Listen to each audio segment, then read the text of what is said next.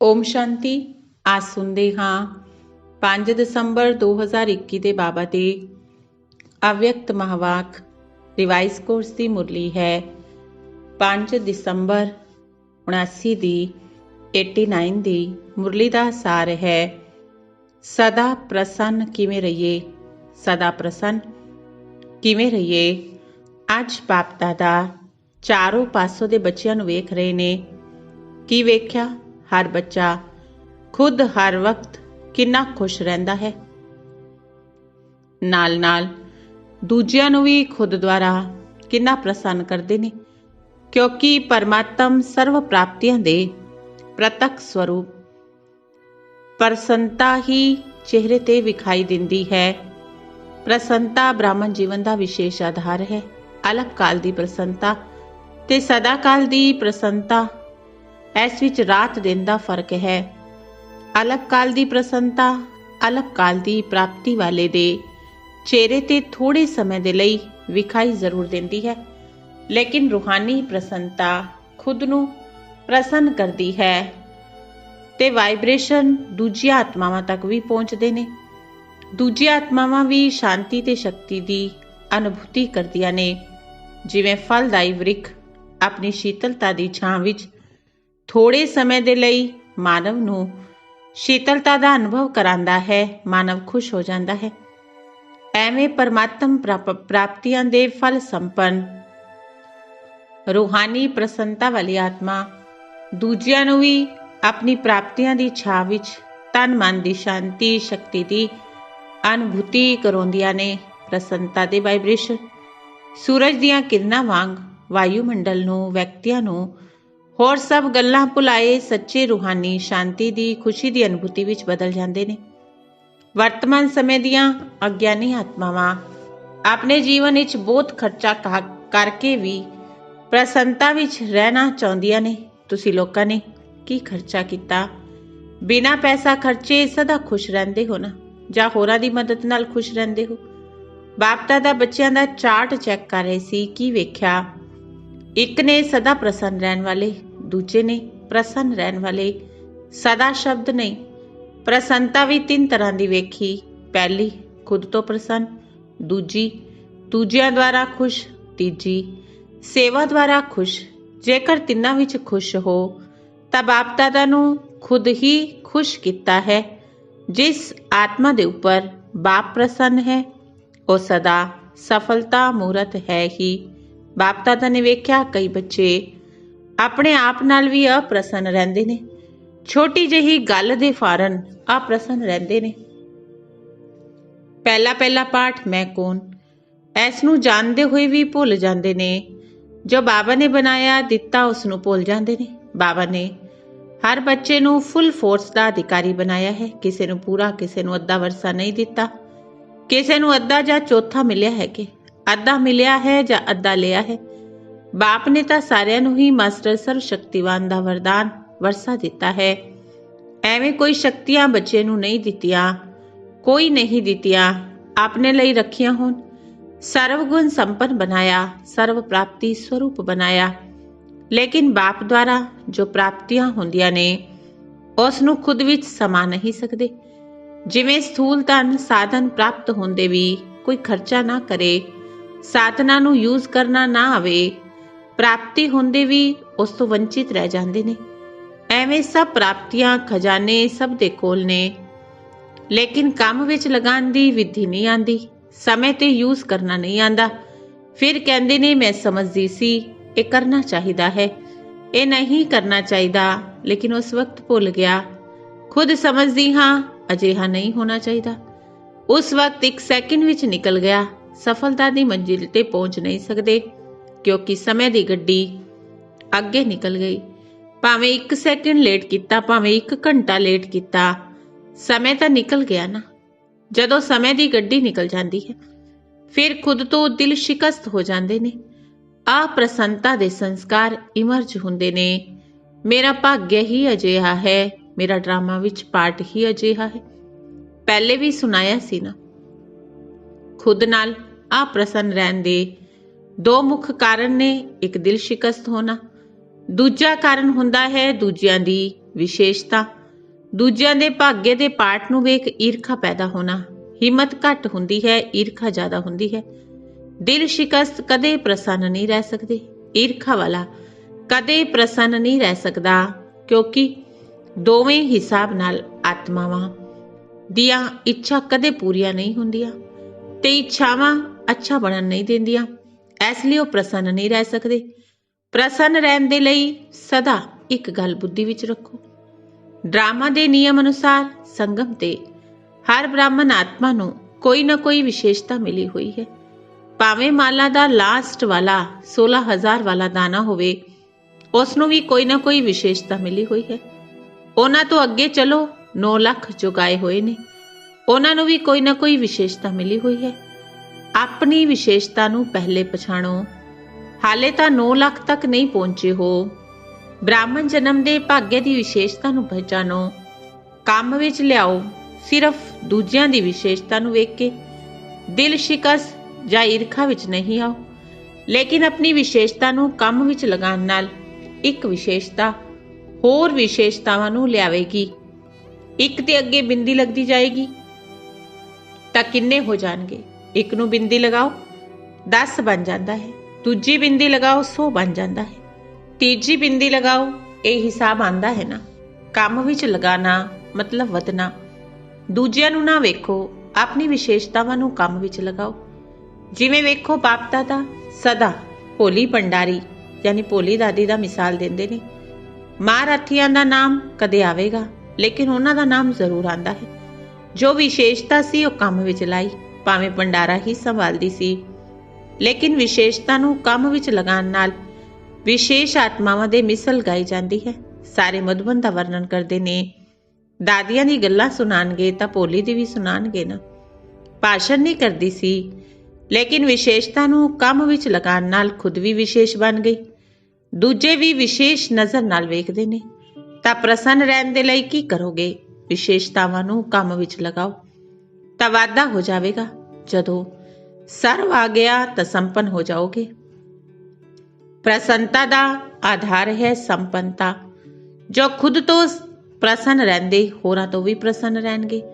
ਸੇਵਾ ਤੋਂ ਵੀ ਪ੍ਰਸੰਨ ਰਹਿਣਗੇ। ਜੋ ਵੀ ਸੇਵਾ ਮਿਲੇਗੀ ਉਸ ਵਿੱਚ ਹੋਰਾਂ ਨੂੰ ਪ੍ਰਸੰਨ ਕਰ ਸੇਵਾ ਵਿੱਚ ਨੰਬਰ ਅੱਗੇ ਲੈ ਲੈਣਗੇ। ਸਭ ਤੋਂ ਵੱਡੀ ਸੇਵਾ ਤੁਹਾਡੀ ਪ੍ਰਸੰਨਤਾ ਮੂਰਤ ਕਰੇਗੀ। ਤਾਂ ਸੁਣਿਆ ਕੀ ਚਾਰਟ ਵੇਖਿਆ? ਅੱਛਾ, ਟੀਚਰ ਨੂੰ ਅੱਗੇ ਬੈਠਣ ਦਾ ਭਾਗਯ ਮਿਲਾ ਹੈ, ਕਿਉਂਕਿ ਪੰਡਾ ਬਣ ਕੇ ਆਉਂਦੀਆਂ ਨੇ ਨਾ। ਮਿਹਨਤ ਬਹੁਤ ਕਰਦੀਆਂ ਨੇ। ਇੱਕ ਨੂੰ ਸੁਖ ਧਾਮ ਤੋਂ ਬੁਲਾਏਗੀ, ਦੂਜੇ ਨੂੰ ਵਿਸ਼ਾਲ ਭਵਨ ਤੋਂ ਬੁਲਾਉਣਗੀਆਂ। ਐਕਸਰਸਾਈਜ਼ ਚੰਗੀ ਹੋ ਜਾਂਦੀ ਹੈ। ਸੈਂਟਰ ਤੇ ਤਾਂ ਪੈਦਲ ਨਹੀਂ ਕਰਦੀਆਂ। ਜਦੋਂ ਸ਼ੁਰੂ ਤੋਂ ਸੇਵਾ ਸ਼ੁਰੂ ਕੀਤੀ ਪੈਦਲ ਜਾਂਦੀਆਂ ਸੀ ਨਾ। ਤੁਹਾਡੀ ਵੱਡੀਆਂ ਦਾਦੀਆਂ ਵੀ ਪੈਦਲ ਜਾਂਦੀਆਂ ਸੀ। ਸਮਾਨ ਦਾ ਥੈਲਾ ਹੱਥ ਵਿੱਚ ਚੁੱਕਿਆ ਤੇ ਪੈਦਲ ਚੱਲੀ। ਅੱਜ ਕੱਲ ਤਾਂ ਤੁਸੀਂ ਸਭ ਬਣੇ ਬਣਾਏ ਤੇ ਆਏ ਹੋ। ਲੱਕੀ ਹੋਣਾ, ਬਣੇ ਬਣਾਏ ਸੈਂਟਰ ਮਿਲ ਗਏ, ਆਪਣੇ ਮਕਾਨ ਹੋ ਗਏ। ਪਹਿਲੇ ਤਾਂ ਜਮੁਨਾ ਘਾਟ ਤੇ ਰਹੀਆਂ ਸੀ।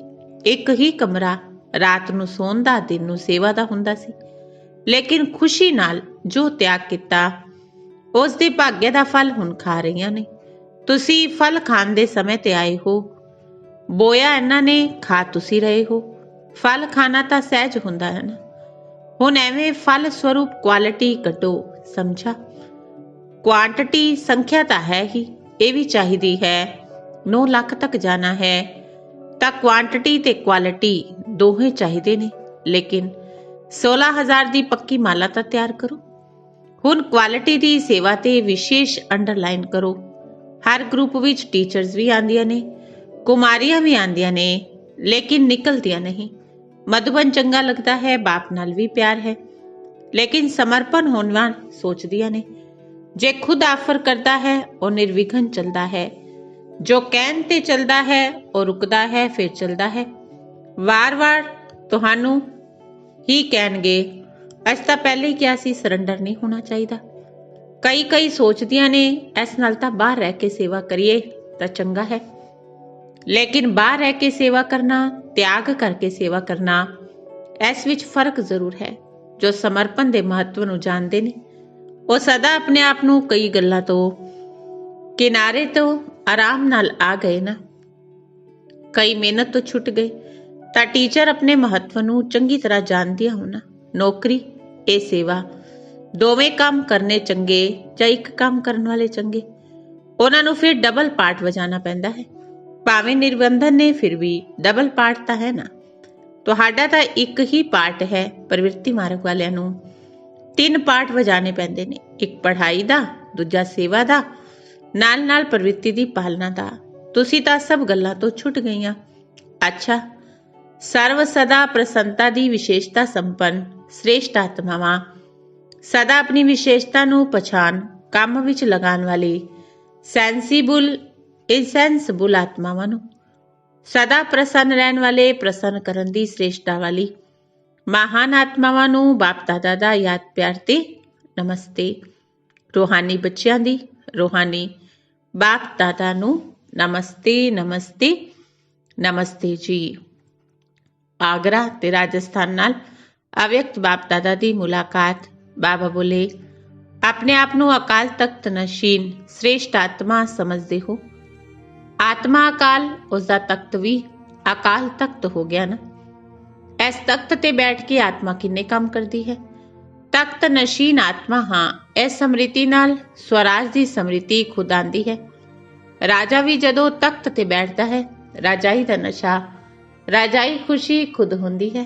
ਤਖਤ ਨਸ਼ੀਨ ਮਾਨਾ ਸਵਰਾਜ ਅਧਿਕਾਰੀ ਰਾਜਾ ਹਾਂ।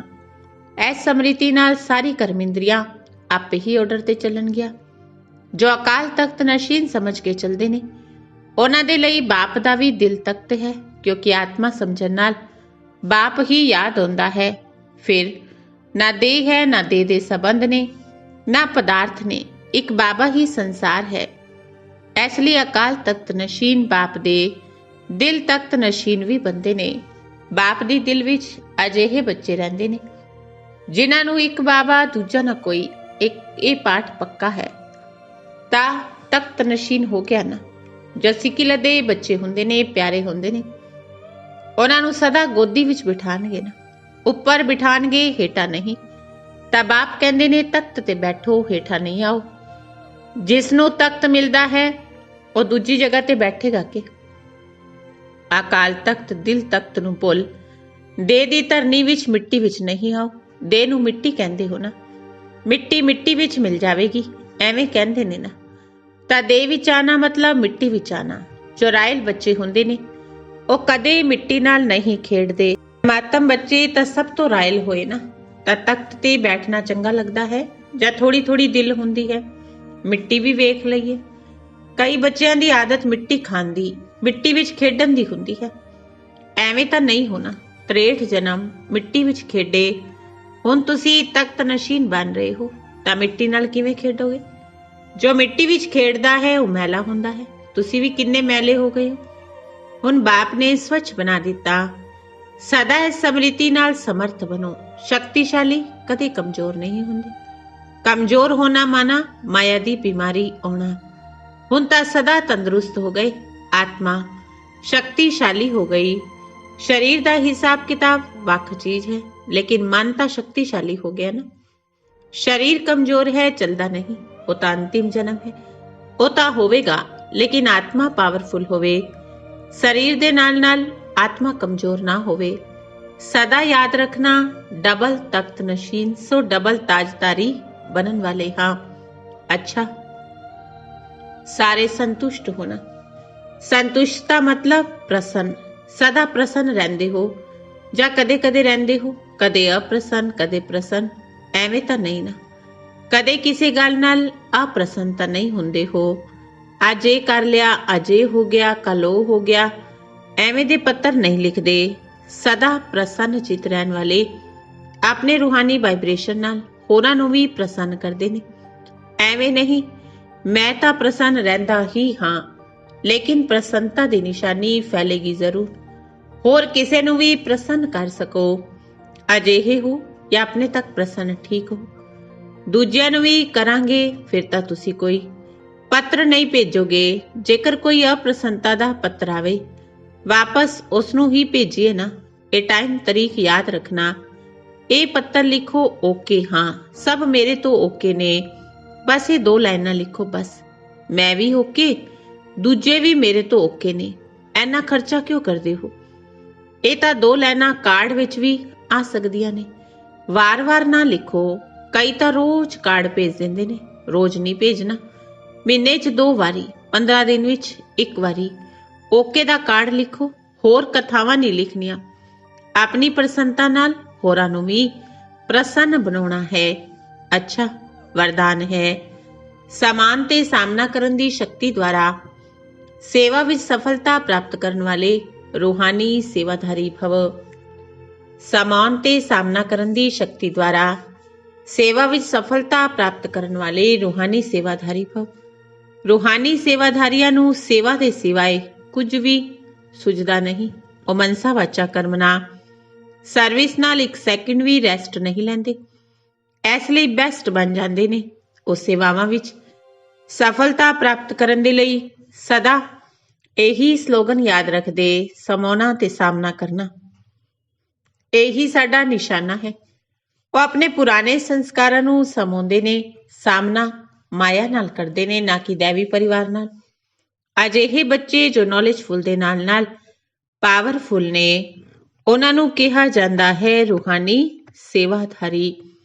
ਸਲੋਗਨ ਹੈ, ਛੋਟੀ ਗੱਲ ਨੂੰ ਵੱਡਾ ਨਾ ਕਰੋ, ਵਾਤਾਵਰਨ ਨੂੰ ਸ਼ਕਤੀਸ਼ਾਲੀ ਬਣਾਓ। ਛੋਟੀ ਗੱਲ ਨੂੰ ਵੱਡਾ ਨਾ ਕਰੋ, ਵਾਤਾਵਰਨ ਨੂੰ ਸ਼ਕਤੀਸ਼ਾਲੀ ਬਣਾਓ। ਅੱਛਾ, ਓਮ ਸ਼ਾਂਤੀ।